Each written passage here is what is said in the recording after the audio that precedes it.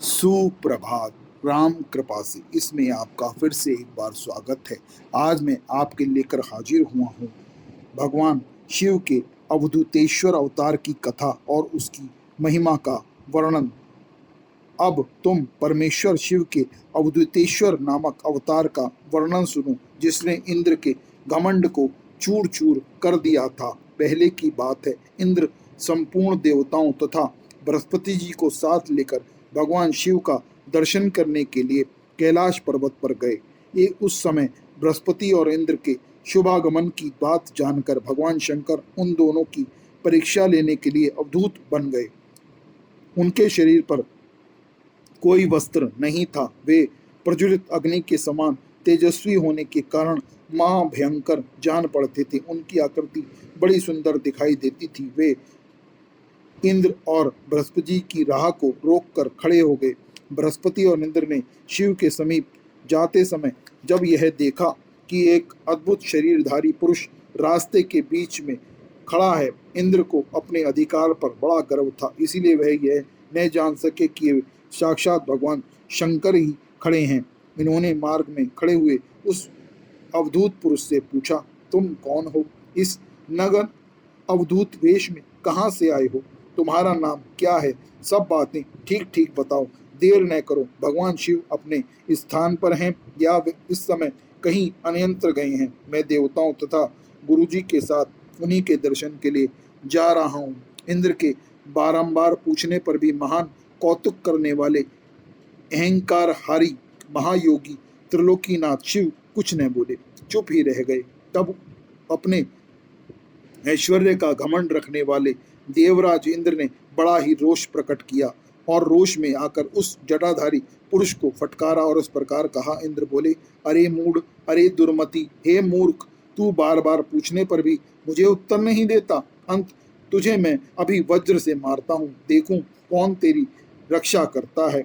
ऐसा कहकर उस दिगंबर पुरुष की और क्रोधपूर्वक देखते हुए इंद्र ने उसे मार डालने के लिए अपने वज्र को उठाया। यह देखकर भगवान शंकर ने शीघ्र ही उस वज्र का स्तंभन कर दिया। उनकी बाह अकड़ गई, इसीलिए वे वज्र का प्रहार न कर सके। तदनंतर वह पुरुष तत्काल ही क्रोध के कारण तेज से प्रज्वलित हो उठा, मानो इंद्र को जलाए देता हो।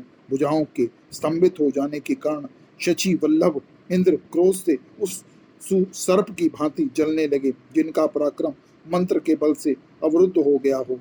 बृहस्पति जी ने उस पुरुष को अपने तेज से प्रज्वलित होता देख तत्काल ही यह समझ लिया कि यह और कोई नहीं, साक्षात भगवान हर ही हैं। फिर तो वे हाथ जोड़कर उनकी स्तुति करने लगे। स्तुति के पश्चात उन्होंने इंद्र को उनके चरणों में झुका दिया, गिरा दिया और कहा, दीनानाथ महादेव, यह इंद्र आपके चरणों में पड़ा है। आप इसका और मेरा दोनों का उद्धार कीजिए। हम दोनों पर क्रोध नहीं करें, हम पर प्रेम करें। महादेव, शरणागत इंद्र की आप रक्षा कीजिए। आपके लाट से प्रकट हुई यह आग इन्हें जलाने के लिए आ रही है। बृहस्पति जी की यह बात सुनकर अवधूत वेशधारी करुणा सिंधु शिव ने हंसते हुए कहा, अपने नेत्र से रोषवश बाहर निकली हुई अग्नि को मैं पुनः कैसे धारण कर सकता हूँ? क्या सर्प अपनी छोड़ी हुई केंचुली को फिर ग्रहण करता है? बृहस्पति जी बोले, देव, भगवान सदा भक्त की कृपा के पात्र होते हैं। आप अपने भक्त वत्सल नाम को चरितार्थ कीजिए और उस भयंकर तेज को कहीं अन्यंत्र डाल दीजिए। रुद्र ने कहा, देवगुरु, मैं तुम पर प्रसन्न हूँ, इसीलिए उत्तम वर देता हूँ। इंद्र को जीवन दान देने के कारण आज से तुम्हारा एक नाम जीव भी होगा। मेरे ललाटवर्ती नेत्र से जो यह आग प्रकट हुई है, इसे देवता नहीं सह सकते। अंत इसको मैं बहुत दूर छोड़ूंगा, जिससे यह इंद्र को पीड़ा न दे सके। ऐसा कहकर अपने तेज स्वरूप उस अद्भुत अग्नि को हाथ में लेकर भगवान शिव ने शार समुद्र में फेंक दिया।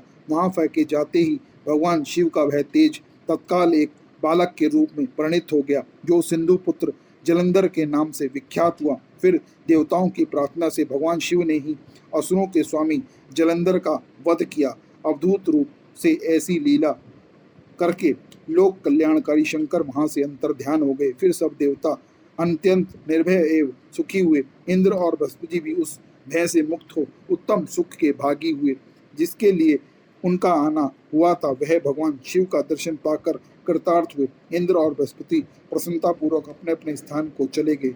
इस प्रकार मैंने तुमसे परमेश्वर शिव के अवधूतेश्वर नामक अवतार का वर्णन किया, जो दुष्टों को दंड एवं भक्तों को परम आनंद प्रदान करने वाला है।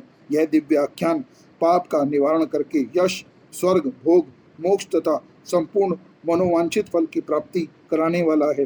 जो प्रतिदिन एकाग्रचित हो इसको सुनता है वह इस लोक में संपूर्ण सुख का उपभोग करके अंत में स्वर्ग में भगवान शिव का सायुज्य प्राप्त करता है और शिव की गति को प्राप्त कर लेता है। तो आपको यह आख्यान कैसे लगा यह हमें जरूर बताएं, और अगर आपको यह आख्यान पसंद आया हो तो वीडियो को लाइक और चैनल को सब्सक्राइब जरूर कीजिए। हर हर महादेव, हर हर महादेव, हर हर महादेव। जय श्री राम, जय श्री राम, जय श्री राम।